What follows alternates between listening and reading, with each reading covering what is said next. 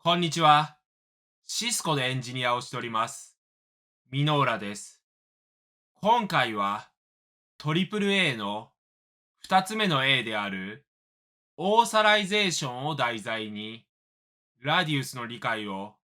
深めたいと思います。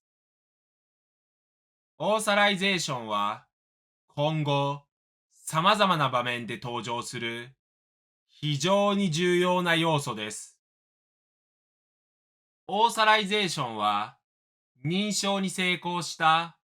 ユーザーやエンドポイントに対して何かしらの権限を割り当てる処理になります。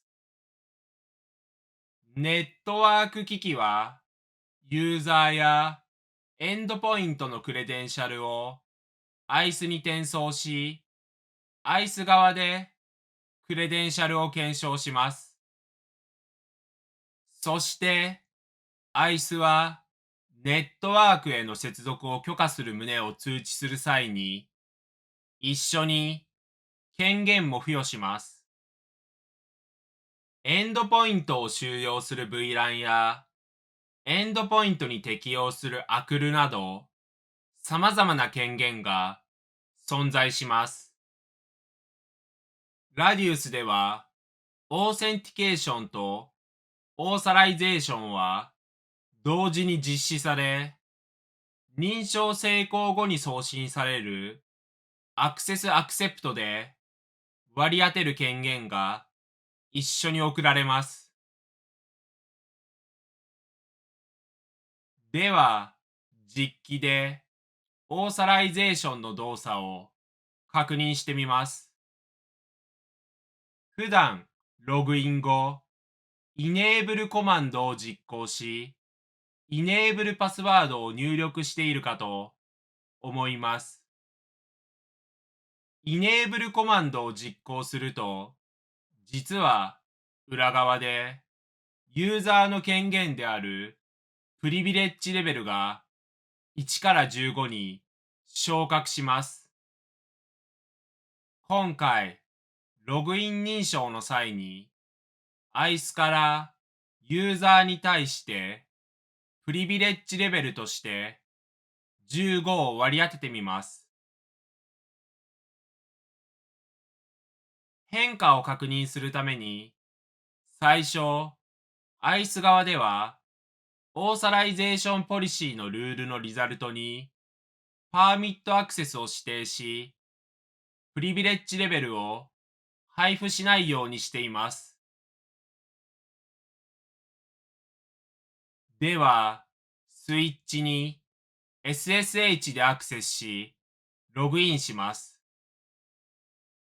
現在のプリビレッジレベルは、小プリビレッジコマンドで確認可能です。すると、プリビレッジレベルが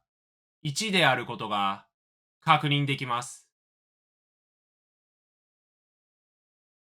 ICE が送信したアクセスアクセプトのパケットキャプチャーを見ても、プリビレッジレベルの情報は存在しないことが確認できます。では、ICE からプリビレッジレベルを配布するために、オーサライゼーションプロファイルを定義します。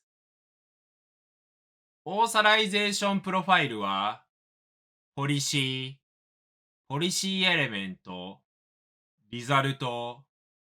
オーサライゼーション、オーサライゼーションプロファイルから定義可能です。今回、新規にオーサライゼーションプロファイルを定義するために Add をクリックします。ネームに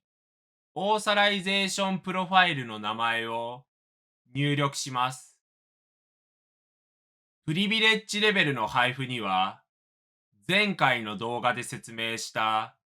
VSA を使用します。VSA は Advanced Attribute Settings から指定可能です。Select an Item をクリックし、Cisco そして、シスコ AV ペアを選択します。そして、値にシェルコロンプリブレベルイコール15を入力します。最後にサブミットをクリックし、設定内容を保存します。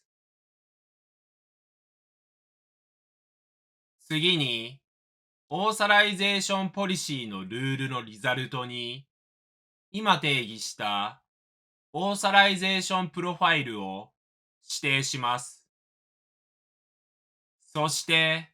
変更内容を保存するために、セーブをクリックします。スイッチにおいて、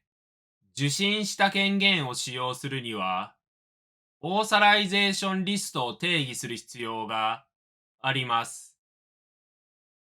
ログイン認証用のオーサライゼーションリストは AAA